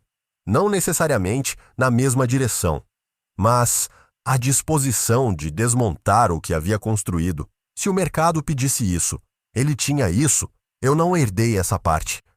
Marcos ficou quieto. Vou retirar o processo. Os advogados vão formalizar essa semana. Marcos fechou os olhos por um segundo. Obrigado. Renato se levantou, abotoou o paletó preto com aquela precisão, que era uma marca registrada. Não me agradeça. Faça a empresa crescer. Essa é a única forma de agradecimento que importa agora. Saiu sem mais nada. Carla, junto à janela, fingiu não ter ouvido nada. Mas Marcos a viu passar a mão rapidamente nos olhos antes de olhar de volta para a tela. A conversa com Carla foi a mais curta das 3. Ela fechou o notebook, se levantou, foi até a mesa pegar as 7 páginas, leu a última mais uma vez. O plano de contingência na página 6. Marcos esperou. Se as premissas de receita caírem mais de 20% do projetado, você corta o que primeiro? A expansão do polo de Manaus. Mantemos Caxias como núcleo. Reduzimos investimento em frota própria. Usamos terceiros por até 24 meses. Isso protege a folha? Por 10 meses. Depois precisamos conversar de novo. Ela assentiu.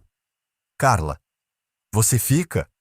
Ela olhou para ele por um momento com aquela expressão de quem está pesando não a resposta, mas o peso da resposta.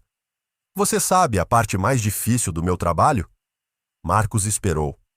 É distinguir quando uma empresa está quebrando com dignidade e quando está construindo com dificuldade. A diferença nos números é quase indistinguível no curto prazo. É o líder que diferencia. PAUSA. 6 meses atrás, não sabia em qual categoria vocês estavam. Agora sei. Marcos ficou quieto. Eu fico. Ele deixou o ar sair dos pulmões devagar, daquele jeito controlado, que é a versão adulta de não desabar. Obrigado. Ela pegou o notebook, foi em direção à porta, parou. Marcos. Aquela coisa que você fez hoje. De começar pelos erros. Nunca vi um CEO fazer isso aqui dentro. Funcionou? Ela pensou por meio segundo. Foi a única coisa que poderia ter funcionado. Saiu. Os 30 dias seguintes foram os mais intensos da história da empresa. Marcos havia aprendido com o Adriano que intensidade sem direção é apenas exaustão organizada.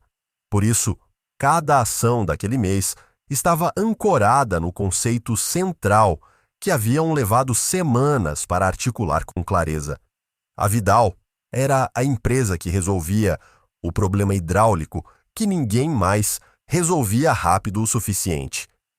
Cada decisão passava por esse filtro. Cada gasto, cada contratação, cada reunião de cliente, cada proposta técnica.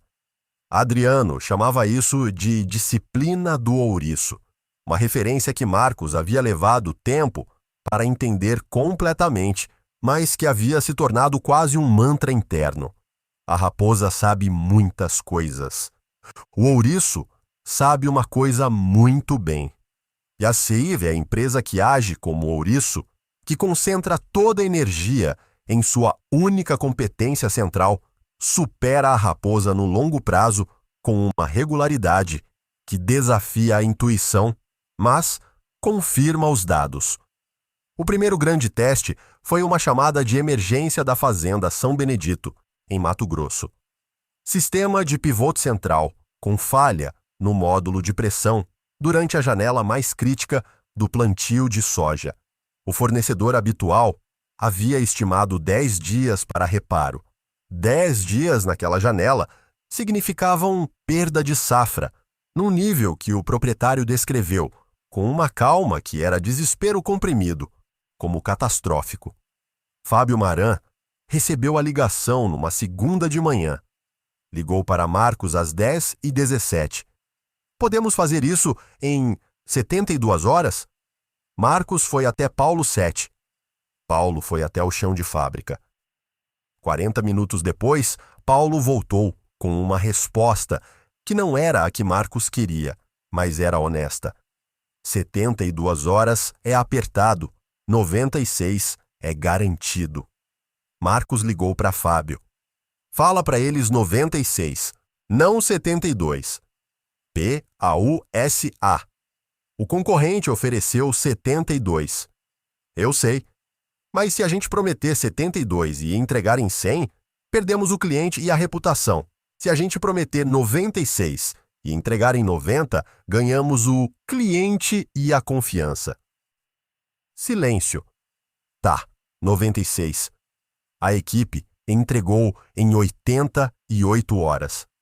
O proprietário da fazenda São Benedito ligou pessoalmente para Marcos na noite da entrega. Não disse muito, disse o suficiente. Nunca mais vou ligar para outro. Rafael Mota Ligou no dia seguinte ao prazo que havia pedido. Marcos estava no carro quando o telefone tocou. Encostou o carro. Os fundos ficam. Marcos fechou os olhos. Com uma condição. Ele abriu os olhos. Qual? Relatório mensal de acompanhamento das métricas que você definiu nas 7 páginas. Sem filtro. Bom e ruim. A mesma honestidade que você trouxe para a sala de reunião, por escrito, todo mês. Marcos quase sorriu. Isso eu consigo. Mota ficou quieto por um segundo. Sabe o que me convenceu? Não. Não foi o plano. Plano qualquer consultor bom faz. Foi o que você disse sobre a Serrana. Você tinha acabado de perder um cliente que representava 18% da receita projetada. E a primeira coisa que fez foi colocar isso na mesa, sem tentar minimizar. Em 20 anos fazendo esse trabalho, eu vi um CEO fazer isso uma vez antes de você. Marcos esperou. E o que aconteceu com a empresa dele? Mota deu uma risada curta. Ainda está no mercado. Maior do que era. A ligação encerrou. Marcos ficou no carro por alguns minutos. Lá fora, a cidade continuava com sua indiferença produtiva, aquele fluxo contínuo de pessoas e veículos que não sabem e não precisam saber dos dramas que acontecem dentro dos carros encostados nas calçadas. Ele pensou em Adriano. Pensou no caderno espiral. Pensou no diagrama dos 3 círculos desenhado numa sexta de manhã, num café de Porto Alegre, com um homem que bebia café frio como se temperatura fosse irrelevante. Pensou no 642. Adriano pediu uma conversa no final daquele mês. Não na empresa, no mesmo café de Porto Alegre, onde haviam se encontrado pela primeira vez. Marcos chegou 10 minutos antes. Desta vez, reconheceu Adriano entrando pela porta. O homem sentou, pediu o mesmo café, abriu o caderno na última página que havia usado e ficou olhando para as anotações por um momento, como quem relê uma história que conhece, mas ainda aprecia. Então olhou para Marcos. Você sabe por que eu saí da McKinsey? Era a primeira vez que Adriano havia trazido algo pessoal à conversa. Em todos os meses de trabalho conjunto, o homem havia sido uma presença, uma inteligência, uma série de perguntas e de silêncios deliberados, mas nunca havia revelado nada de si além do necessário. Marcos ficou quieto. Esperou. Porque descobri que a diferença entre uma empresa que vence e uma que perde raramente está no plano estratégico, está no caráter do líder. E eu não conseguia mais passar meses construindo planos excelentes para líderes que não tinham o caráter necessário para executá-los. Era desperdício deles, do plano e do meu tempo. Marcos absorveu aquilo. Por que aceitou o nosso caso? Adriano olhou para ele com aquela expressão de quem pesa as palavras antes de soltá-las. Porque você demitiu o irmão antes de me pedir para começar. Não é algo que muitos líderes fazem. A maioria pede o diagnóstico primeiro, espera que alguém de fora valide o que já sabe e usa isso como escudo para a decisão difícil. Você não precisou de escudo, precisou de confirmação de que havia mais trabalho a fazer. Isso é diferente. Pausa. Significa que você age antes de ter certeza, porque entende que, num ambiente de alta incerteza, ação com convicção parcial é melhor do que inação, esperando certeza que não vai chegar. Marcos ficou olhando para o café. O trabalho acabou? Adriano fechou o caderno. Eu sim. Marcos ergueu os olhos. O de vocês está começando. A parte mais difícil não é a crise. A parte mais difícil é manter a disciplina quando a crise passa e a prosperidade de volta a parecer permanente. É muito mais fácil ser disciplinado quando o fundo do poço está visível. Quando tudo está bem, a tentação de voltar aos velhos hábitos é silenciosa e poderosa e quase imperceptível. Como se resiste a isso? Adriano se levantou, pegou o casaco, o guarda-chuva, construindo mecanismos que não dependem de você estar vigilante. Culturas, processos, métricas que medem o que realmente importa e pessoas em volta de você que têm permissão explícita de te dizer quando você está derivando. P-A-U-E-A-I-A. Mas isso você vai descobrir fazendo. Não consigo ensinar isso, só a experiência ensina. Estendeu a mão. Marcos a apertou. Adriano saiu. Marcos ficou no café, sozinho, com o café esfriando na xícara. Pensou que havia entrado naquele mesmo café meses atrás, sem saber qual dos frequentadores seria o homem que mudaria o curso da empresa. Agora sabia quem era. Mas soube também, naquele momento, algo que não havia antecipado. A maior mudança não havia acontecido na empresa. Havia acontecido nele. E o que viria a seguir, aquilo que ainda estava por ser construído, seria a prova de que essa mudança era real ou apenas mais uma história que uma empresa contava sobre si mesma. Fora, Porto Alegre, chovia. Marcos pediu outro café. E ficou.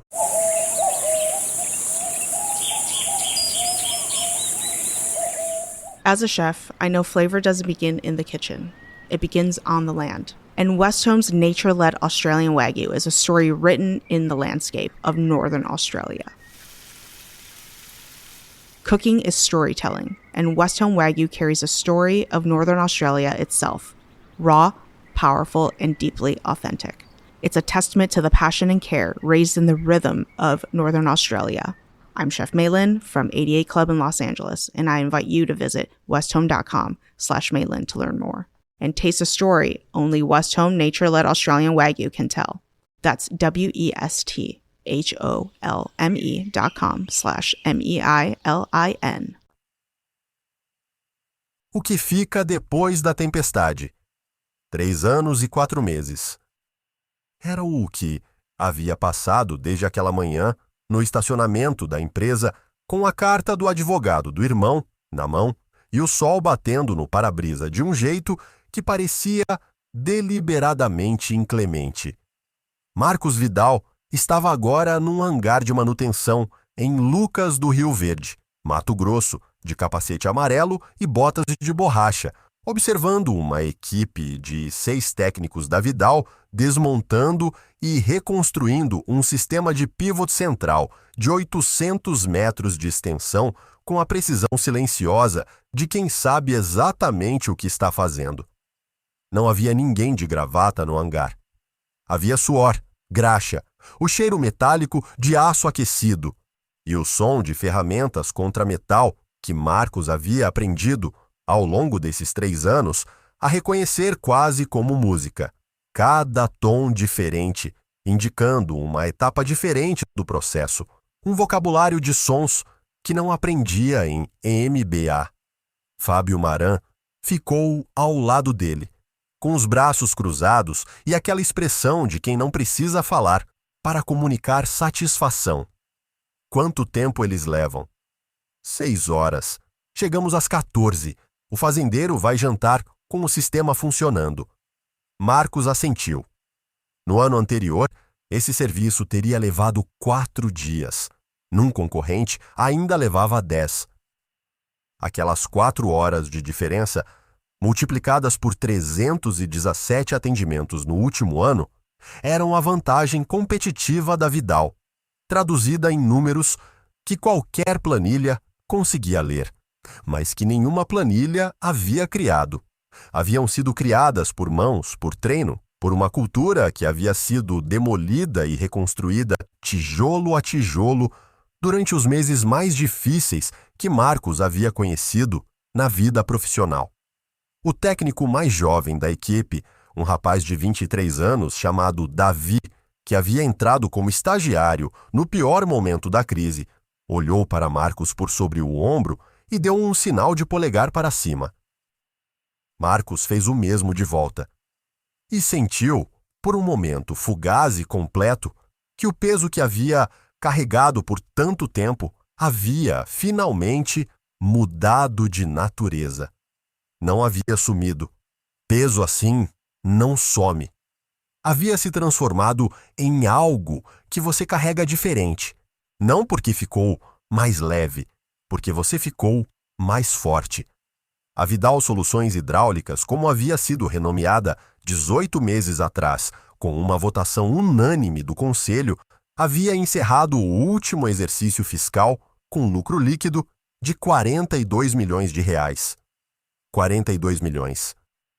Num contexto de quem havia chegado perto de decretar falência com 312 milhões em prejuízo acumulado, esse número tinha o peso específico das redenções que custaram algo para acontecer.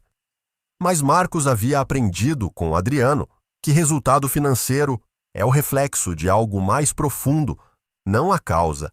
E por isso o número que ele guardava com mais cuidado não era o lucro líquido. Era outro. O índice de retenção de clientes no segmento de irrigação de precisão, 93%. 93 de cada 100 clientes que a Vidal atendia, num ano voltavam no seguinte.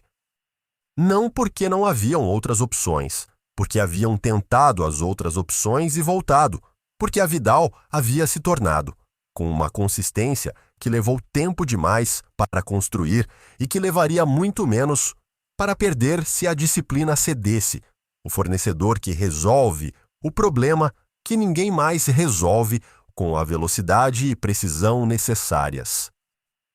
O conceito central havia saído do caderno espiral de Adriano e havia virado carne, processo, cultura. Havia virado a empresa. Renato Vidal havia feito algo que Marcos não havia antecipado. Havia pedido, 6 meses depois de retirar o processo judicial, para assumir a gestão do programa de formação técnica que a empresa havia criado para treinar os novos especialistas em campo. Não como diretor, como coordenador, com salário significativamente menor do que havia recebido como diretor comercial, com uma sala sem janela no 2º andar, que havia sido a sala de arquivos antes da digitalização. Marcos havia ficado em silêncio por um longo tempo quando Renato trouxe o pedido. Por quê?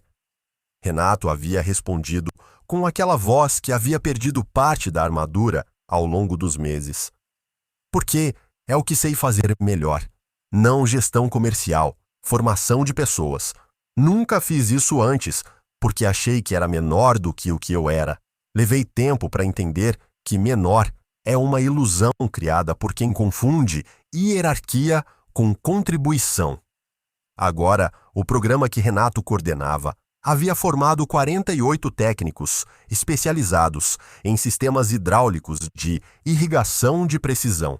48 pessoas que não existiam profissionalmente antes, que hoje eram o diferencial competitivo mais difícil de copiar que a Vidal possuía, porque competência técnica dessa profundidade não se compra, não se contrata pronta, não se importa de consultoria. Cresce-se. Num almoço de família, meses atrás, a mãe dos dois havia olhado para Marcos e para Renato, sentados ao lado um do outro, e havia dito, com aquela simplicidade das pessoas, que não precisam construir argumento para dizer a verdade. Seu pai estaria orgulhoso dos dois. Marcos e Renato havia trocado um olhar. Não disseram nada. Não precisou. Carla Drummond havia se tornado, sem planejar, a arquiteta financeira de uma das transformações mais documentadas no setor industrial gaúcho. 2 anos após a crise, uma revista de negócios havia publicado um perfil da Vidal, que havia circulado amplamente, não pelo tamanho da empresa, mas pelo método.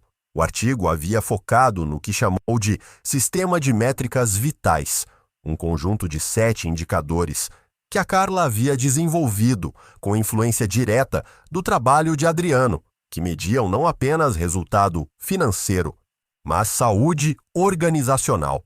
Coisas como velocidade de resposta técnica, taxa de resolução no primeiro atendimento e o que internamente chamavam de índice de coragem, uma métrica que media quantas sugestões de melhoria vindas do chão de fábrica eram implementadas por trimestre. Aquele índice havia sido ideia de Marcos. Havia surgido de uma lembrança do diagnóstico de Adriano. Nos primeiros dias, vocês construíram um sistema que seleciona contra a inovação sem perceber. A solução não havia sido um discurso sobre cultura de inovação. Havia sido uma métrica. Porque o que não é medido não é gerenciado. E o que não é gerenciado deriva em direção ao que é mais confortável, que raramente é o que é mais necessário. Carla havia recebido 3 propostas de emprego no último ano. Havia recusado as 3.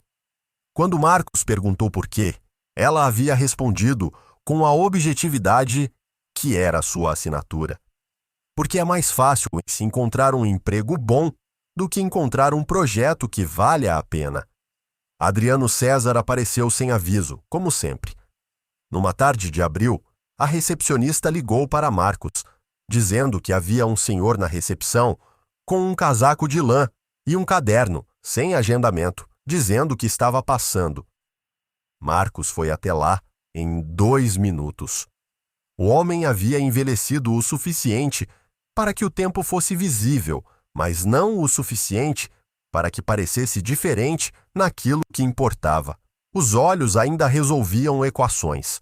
A postura ainda era a de quem não precisa ocupar mais espaço do que o necessário para estar completamente presente. Foram ao mesmo café do centro histórico. O garçom que os atendeu era diferente.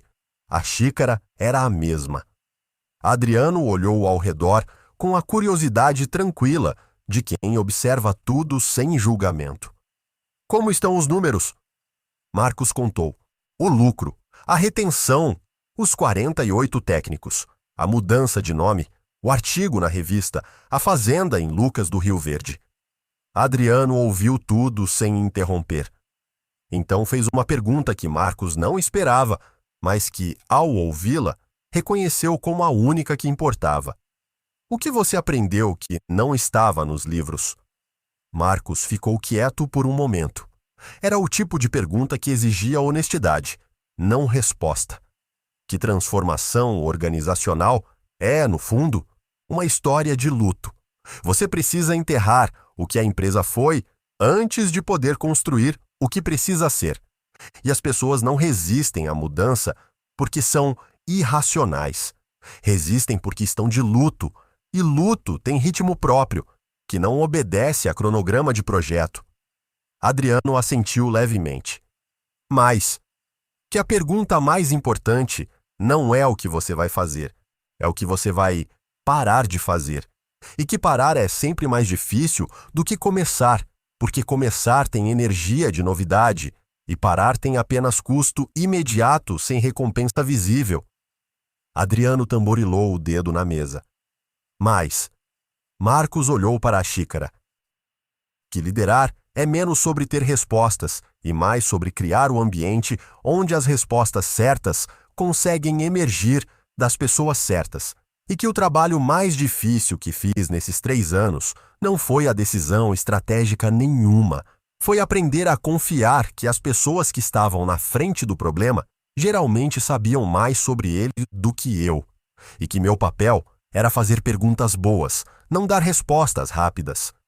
Silêncio. Adriano o olhou com aquela expressão que havia aprendido a reconhecer como aprovação, na sua forma mais contida. Você não precisa mais de mim. Marcos levantou os olhos. Nunca precisei, no sentido que pensei que precisava. Precisei de alguém que fizesse as perguntas que eu estava evitando. Adriano levantou a xícara. Então, Marcos levantou a sua. Então, beberam. O café ainda estava quente. O aniversário de 50 anos da empresa foi celebrado não num salão de festas, mas no galpão principal da fábrica em Caxias do Sul.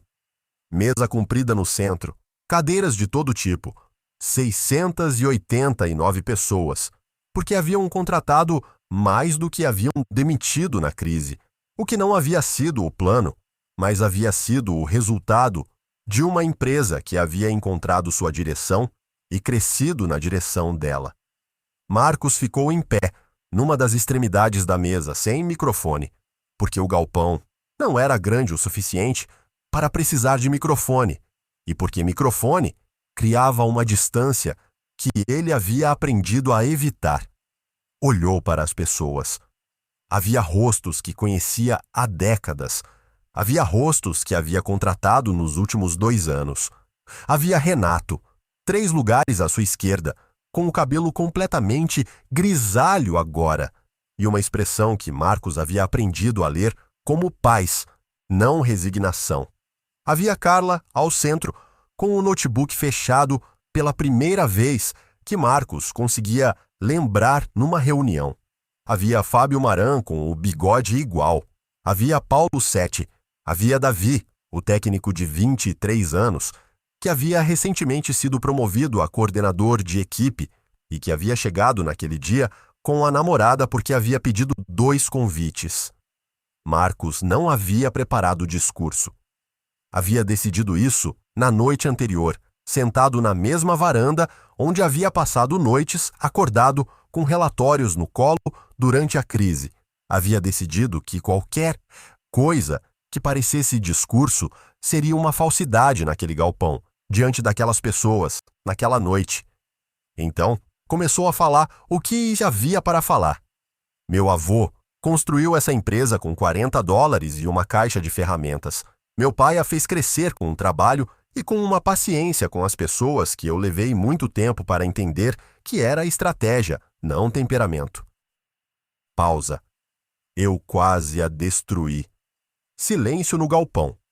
Não por incompetência, por excesso de certeza, por confundir o respeito ao que havia sido construído com a recusa de enxergar que o que havia sido construído precisava ser transformado, por demorar decisões que sabia que precisavam ser tomadas, por pedir confirmação quando deveria ter pedido confronto. Respirou. O que salvou essa empresa não foi um consultor, não foi um plano, não foi um momento de genialidade estratégica, foi um conjunto de pessoas nesse galpão que continuaram aparecendo todos os dias, mesmo quando não havia garantia de que valia a pena aparecer. E que quando finalmente entendemos o que somos bons de fazer de verdade, foram capazes de fazer isso melhor do que qualquer concorrente consegue imitar. Olhou para Renato. Renato assentiu imperceptivelmente. K-pop Demon Hunters Haja Boys breakfast meal and Huntrix meal have just dropped at McDonald's. They're calling this a battle for the fans. What do you say to that, Rumi? It's not a battle. So glad the Saja Boys could take breakfast and give our meal the rest of the day. It is an honor to share. No, it's our honor. It is our larger honor. No, really. Stop. You can really feel the respect in this battle. Pick a meal to pick a side. At participating McDonald's while supplies last. Que empresa boa não é a que nunca erra. É a que erra, reconhece e tem estrutura para corrigir antes que o erro vire destino. Aprendi que a diferença entre as que vencem e as que não vencem raramente está no mercado ou na sorte. Está na disposição de responder honestamente a uma pergunta que a maioria das empresas evita, porque a resposta pode ser desconfortável. Pausa longa. No que você pode ser o melhor do mundo? Não o maior, não o mais tradicional, o melhor. O galpão estava completamente quieto. A Vidal Soluções Hidráulicas sabe a resposta.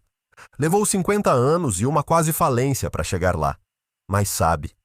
Enquanto souber e enquanto tiver a disciplina de agir de acordo com o que sabe mesmo quando for difícil, vai continuar sendo o lugar onde os melhores técnicos desse setor querem trabalhar e vai continuar sendo a empresa que o fazendeiro liga quando o sistema para na janela de plantio e não pode esperar 10 dias.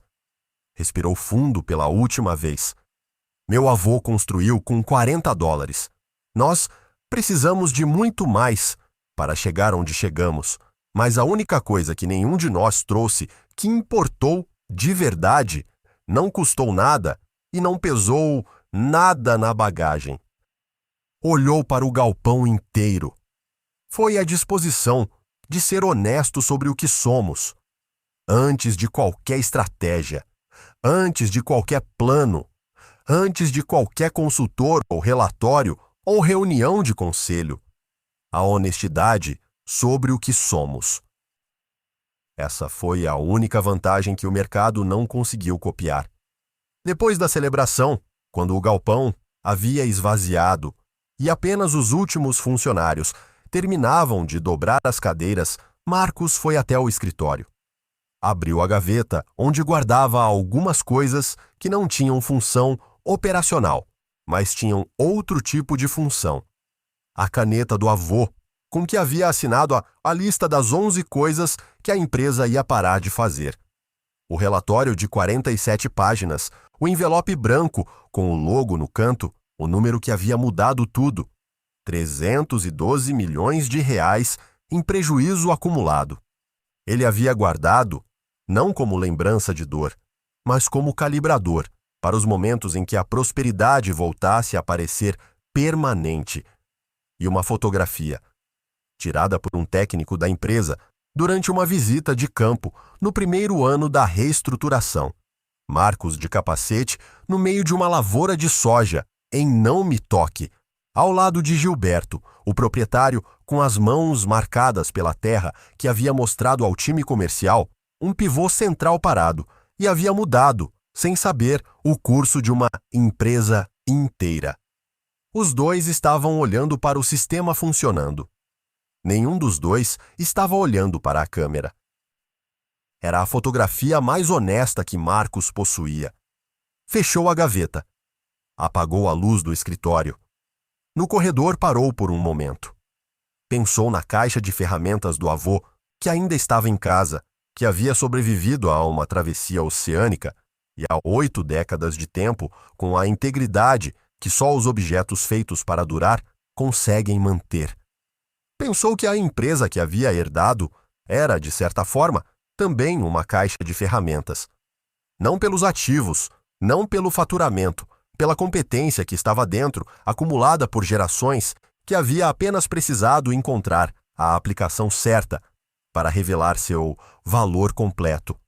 A diferença entre uma ferramenta usada no lugar errado e a mesma ferramenta no lugar certo não é a ferramenta. É o entendimento de para que ela serve. Marcos desceu as escadas. Saiu pela porta lateral, a mesma por onde os funcionários entravam de manhã.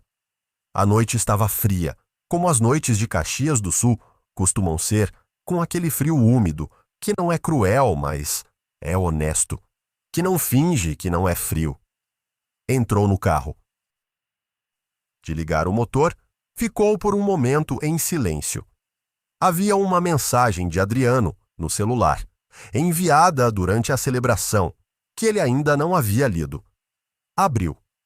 Eram 3 palavras. Apenas 3. Mas eram as palavras que um homem que não desperdiça palavras escolhe quando quer dizer tudo sem dizer mais do que o necessário. Era o esperado. Marcos ficou olhando para a mensagem. Depois, olhou para o prédio da fábrica, com as janelas do 3º andar ainda acesas, onde algum técnico estava terminando alguma documentação ou algum gestor estava planejando o dia seguinte. Alguém ainda estava trabalhando. Às 11 da noite de um aniversário. Não porque havia sido mandado, porque havia algo que precisava ser feito. Marcos sorriu. Ligou o motor. E foi para casa,